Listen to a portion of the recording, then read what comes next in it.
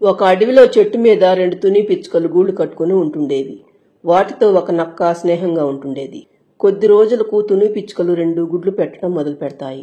ఒక రోజు అవి 2 బయటకు వెళ్తూ మాట్లాడుకుంటూ ఉంటాయి. వాటిలో ఒకటి, మిత్రమా, రోజు గుడ్లను వదిలి బయటకు రావాలంటే నాకు భయంగా ఉంది. మళ్ళీ మనం గూటికి వెళ్లేదాకా మన గుడ్లు సురక్షితంగా ఉంటాయో లేవో అనిపిస్తుంది. అవును మిత్రమా, నాకు కూడా అలాగే అనిపిస్తుంది. అందుకే నేను ఒక ఉపాయం ఆలోచించాను. అదేమిటంటే, మనం కొంత గడ్డి తీసుకువచ్చి మన గుడ్ల పైన వేసి బయటకు వచ్చామనుకో, మనం ఆహారం తిని ఇంటికి వెళ్లే వరకు గుడ్లు ఎవరికీ కనపడకుండా ఉంటాయి.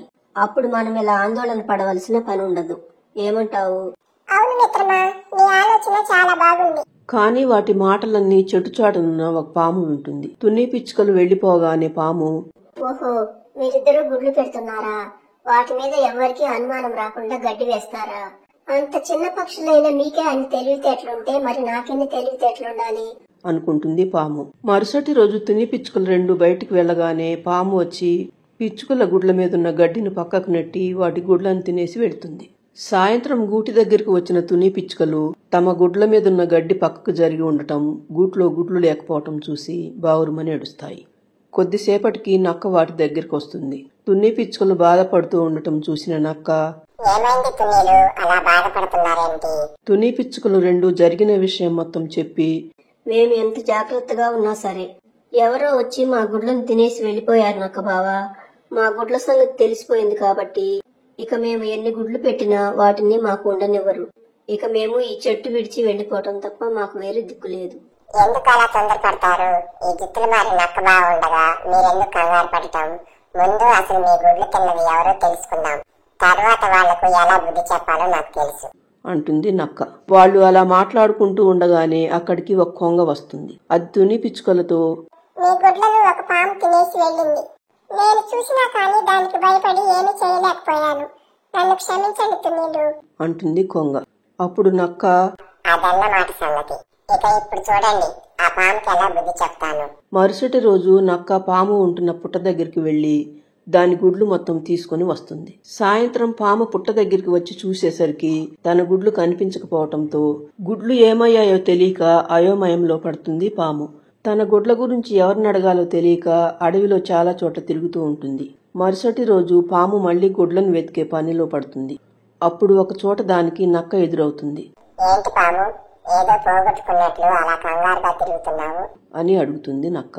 అవును నక్క బావా, నిన్నటి నుండి నా గుడ్లు కనపడటం లేదు.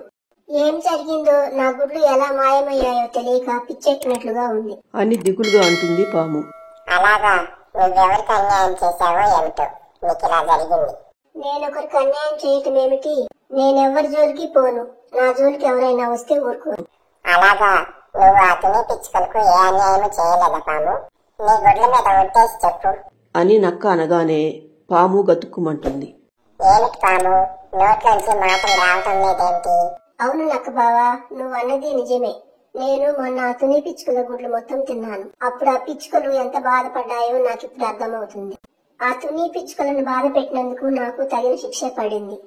ఇంకెప్పుడు ఏ తల్లిని బాధ పెట్టను. ఇప్పుడే వెళ్లి ఆ తుని పిచ్చుకలకు క్షమాపణ చెప్తాను. అలాగే పాము, పద, నా మిత్రులకు క్షమాపణ చెప్పి నీ గుడ్లను నువ్వు తెచ్చుకుందు గాని.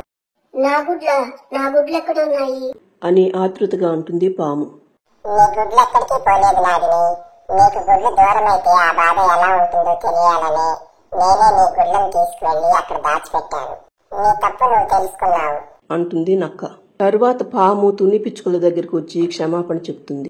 పాము తన గుడ్లను తీసుకువెళ్లిన తర్వాత తుని పిచ్చుకలు 2, నక్క మిత్రమా, ఆ పాముకు బుద్ధి చెప్పి ఇకపై మేము పెట్టే గుడ్లకు ఎటువంటి ఆపద రాకుండా చేశాము. నీకు మేము ఎప్పటికీ రుణపడి ఉంటాము. స్నేహితులు అన్నాక ఆ మాత్రం సహాయం చేసుకోకపోతే ఎలా మిత్రులారా? మీరు తెలుసుకోవాల్సింది ఒక్కటే, మా నక్కలలో అన్ని జిత్తులు మారి నక్కలు మాత్రమే కావు, మంచివి కూడా ఉంటాయని అంటుంది నక్క. తరువాత తుని పిచ్చుకలు నక్క కలిసిమెలిసి సంతోషంగా ఉంటాయి. ఫ్రెండ్స్, ఈ స్టోరీ నచ్చితే లైక్ చేయండి. మన ఛానల్ను సబ్స్క్రైబ్ చేసుకోండి.